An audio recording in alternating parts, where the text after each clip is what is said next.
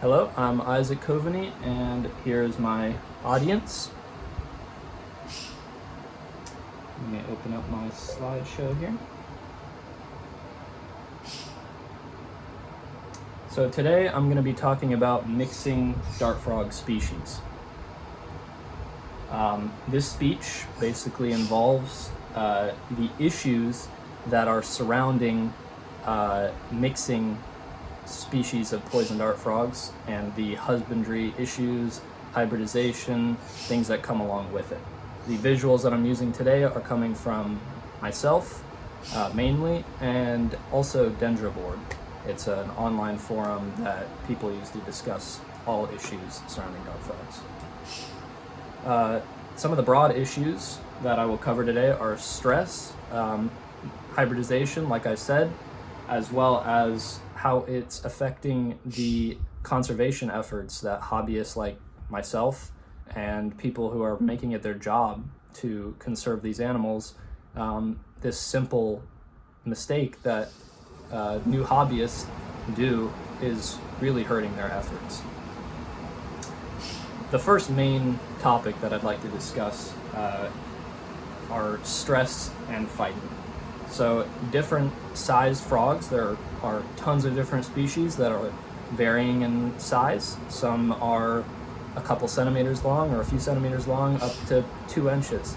So you can imagine they're fairly small, all of them, but that size difference can mean everything. So for instance, this photo here's two Philobades terribilis orange blackfoot. These are my own, and they are fighting, and I had to separate them. You can see they are wrestling. This will lead to stress. It will lead to food competition. If one is more stressed out, they will be hiding more. They will get less food. And they are extremely territorial. People may not know this, but they're extremely territorial. This also depends on the species. Some small species aren't, some large species are. And these behaviors do not match always. So you have to really be careful. It will greatly harm their health, or it can. So if a frog is stressed out, it will greatly lower their immune system. Their defense wall will just fall. It can be like a person too. You're more prone to getting sick if you're stressed out. Same goes for them. So once a dart frog is sick, they are very difficult to nurse back to health.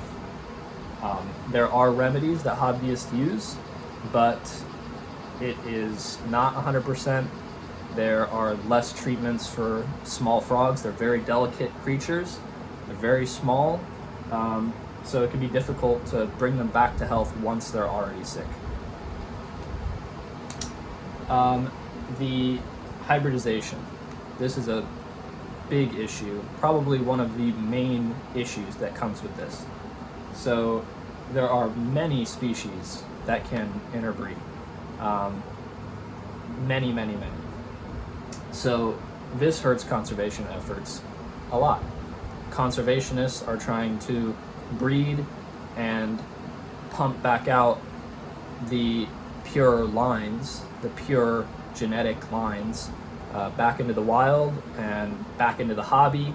And when we have people mixing species, you create these hybrids that look like sometimes it's very confusing. They could look like some variation of a pure line. This harms the efforts completely. And it also hurts the long-term survival of many locales, because they will slowly die out and be lost in the hobby because people are making hybrids. So another main topic I wanted to discuss was zoos. They have gotten husbandry issues wrong for decades. In this photo here from Dendroboard, you can see there are many different kinds of dart frogs here in this photo.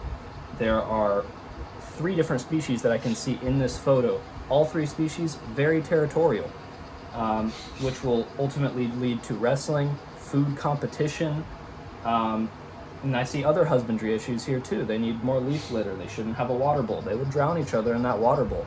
So it's very important that people don't listen to the zoo's husbandry. They should be informing the public. And a simple Google search by their caretakers would solve this issue. So I'm not sure why they continue to use these outdated husbandry techniques and put together different species of dart frogs when there's issues that come behind it, and people are easily influenced. A new hobbyist will see this, oh, that looks cool, there's tons of different colored frogs here, and follow that example. And then they have a bunch of frogs that are wrestling and dying, and then they get out of the hobby. So to wrap things up, I talked about, of course, mixing species and the issues that come with it, such as the health issues like stress, which will lead to them becoming sick and dying, the hybridization, which is killing conservation efforts and creating unpure genetic lines, and the issues that zoos are implementing into the hobby with mixing species and poor husbandry, just trying to make exciting exhibits rather than properly taking care of the animals. So here are my references, and thank you for listening.